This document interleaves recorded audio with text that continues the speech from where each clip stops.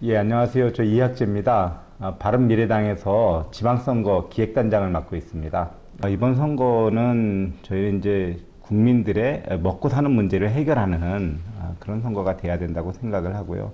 또 이게 지방선거이니만큼 저희는 이번 지방선거가 생활정치를 구현하는 그런 선거가 돼야 된다는 생각입니다.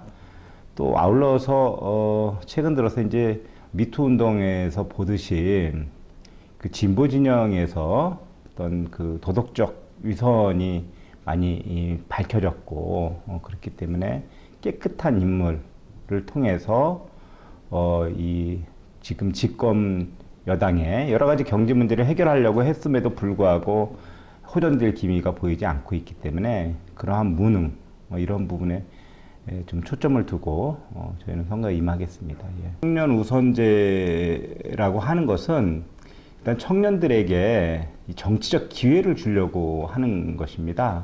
어떤 분들은 저희에게 질문할 때 이것이 선거에 굉장히 특히나 청년층한테 어필될 수 있는 그런 어떤 캠페인 방법 아니냐 이런 말씀도 하는 분들이 계신데 그것보다는 실제로 이제 청년들에게 정치 참여의 기회를 준다고 하면서 기존 정당에서 물론 이제 저희도 그것을 하고 있지만 결국은 공천의 과정에서 가점을 준다든지 그러니까 도전할 수 있는 문호를 조금 넓혀주는 그런 형태로 여태까지 이 청년에게 그 기회를 준다고 했었거든요. 하지만 이 사람들이 당의 공천을 받고 본선에 나간다 하더라도 어떤 선거를 치르는 경험이라든지 또는 그 지역 사회의 어떤 인맥이라든지 또 아니면 선거 비용의 문제라든지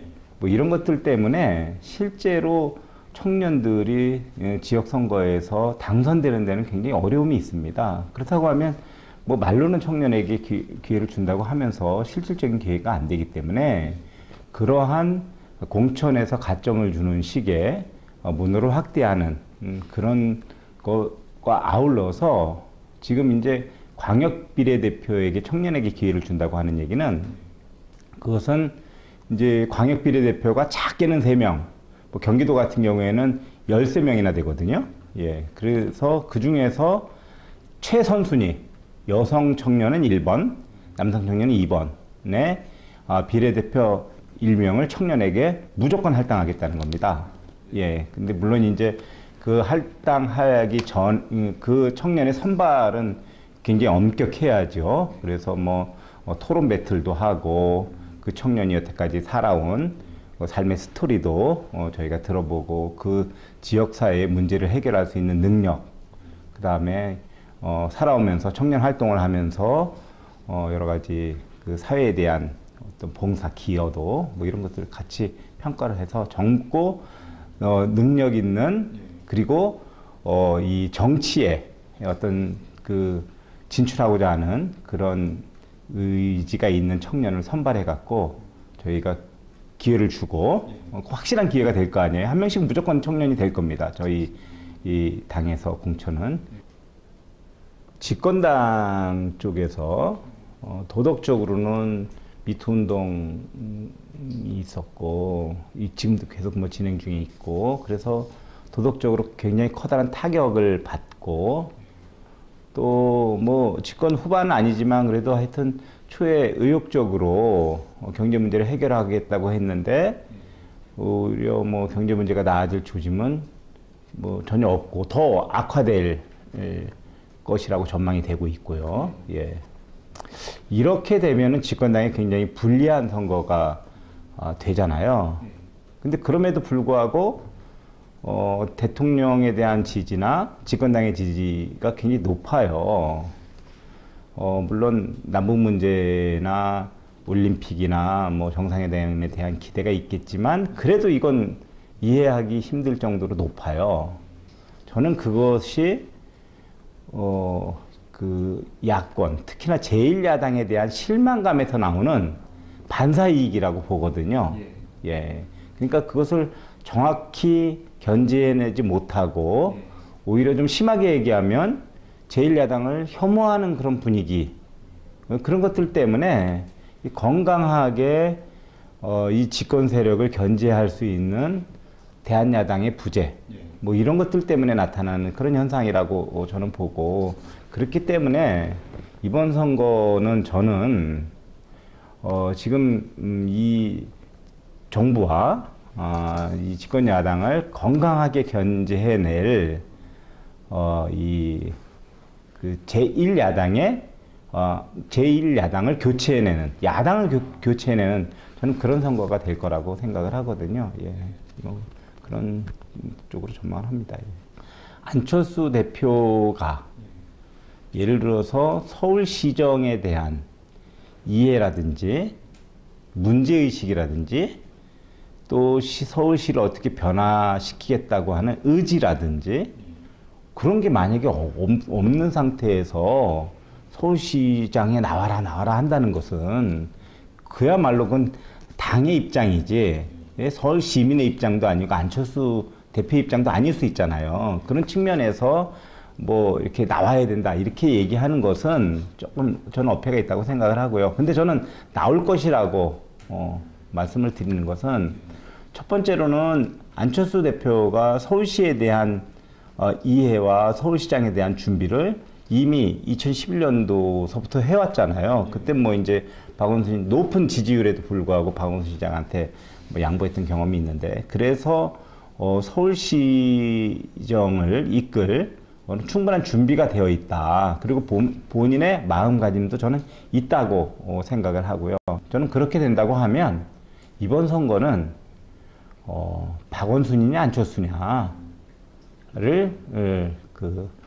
판가름하는 그런 선거가 될 거라고 생각을 하고요. 저는 그래서 그런 선거가 될 것이고, 박원순이냐 안철수냐 박원순이냐의 선거에서 저는 안철수를 선택하는 그런 선거가 될 거라고 확신합니다. 예.